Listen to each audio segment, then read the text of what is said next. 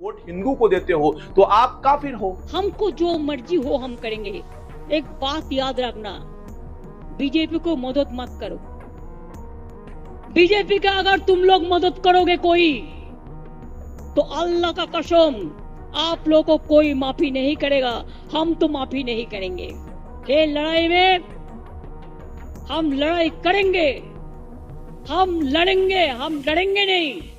जो काफिर है, जो कापुरुष है, वो डरते हैं, वो मरते हैं। जो लड़ते हैं वो जिंदा रहते हैं। सिटिंग चीफ मिनिस्टर की बात है जो कह रही है कि जो बीजेपी को वोट देगा वो काफिर होगा। काफिर यानी कि जो उनके खुदा को नहीं मानता है। भाई इस देश में 125 करोड़ देशवासी हिंदू भी है जो शायद उनके खुदा को नहीं मानता, वो अपने भगवान को मानता है। क्रिश्चियन भी है जो शायद ही उनके खुदा को नहीं मानता, उनके जीसस को मानता है। बहुत सारे अन्य धर्म के लोग भी है, सिख भी है, जैन भी है, सारे पारसी भी है। तो क्या वो सारे के सारे काफिर हो गए? और ऐसे बयान देने के बावजूद भी अब तक चीफ मिनिस्टर ममता बनर्जी के खिलाफ में किसी ने कोई भी ट्वीट नहीं किया। लेकिन जब देश के अंदर एक नारा दिया गया था कि एक रहो, बटोगे तो कटोगे, तो लोगों ने एकदम बवाल मचा दिया। लोगों ने तो कहा कि इतना नफरती बयान, तो ये क्या है? ये कौन सा प्रेम का फूल बरसाया जा रहा है? ये कौन सी बातें की जा रही है? और यही सारी बातें सुनने के लिए आ रहा है आम जनता के मुंह से। इस लड़की की बातों को सुनिए।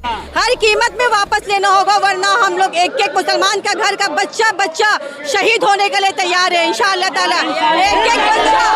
एक एक बच्चा, एक एक औरतें, एक एक बुजुर्ग, एक एक मर्द शहीद होने के तैयार है। सिर्फ मरने के लिए नहीं, इंशाअल्लाह ताला वक्त आएगा तो मारने के लिए भी हम लोग तैयार हैं। जो बात इस लड़की ने कही है वो केवल वो कहकर नहीं छोड़ रहे, वो एक्शन भी दिखा रहे। ये जो वीडियो आप लोग देख रहे हो, ये आपके जैसे, हमारे जैसे एक सर्वसामान्य के घर का ही वीडियो है। जरा ध्यान से देखोगे ना तो इस घर के लोगों की क्या गलती थी? केवल और केवल वो हिंदू थे, या फिर ऐसी जगह पर वो हिंदू थे जहां पर उनकी संख्या बहुत कम है और उनकी दुर्दशा कुछ इस प्रकार से नजर आती हुई है। और लोग कह रहे हैं कि ऐसा कुछ हो ही नहीं रहा है, इस चीजों को सीरियसली ना लिया जाए। आप लोग डेमोग्राफिक चेंज को मानो या ना मानो, लेकिन ये बहुत ही भयावह रूप ले लेती है। जब नजारा कुछ इस प्रकार से नजर आता है तब समझ में आता है कि ये जो भयावह स्थिति है, इस स्थिति से लड़ना है तो कहीं ना कहीं चीजों को रोकना पड़ेगा, और रोकने के लिए आवाज उठानी पड़ती है। अब वक्फ बोर्ड को लेकर जो लोग सीधे सुप्रीम कोर्ट के पास जाकर आपके महान विजय थालापति साहब जा रहे हैं,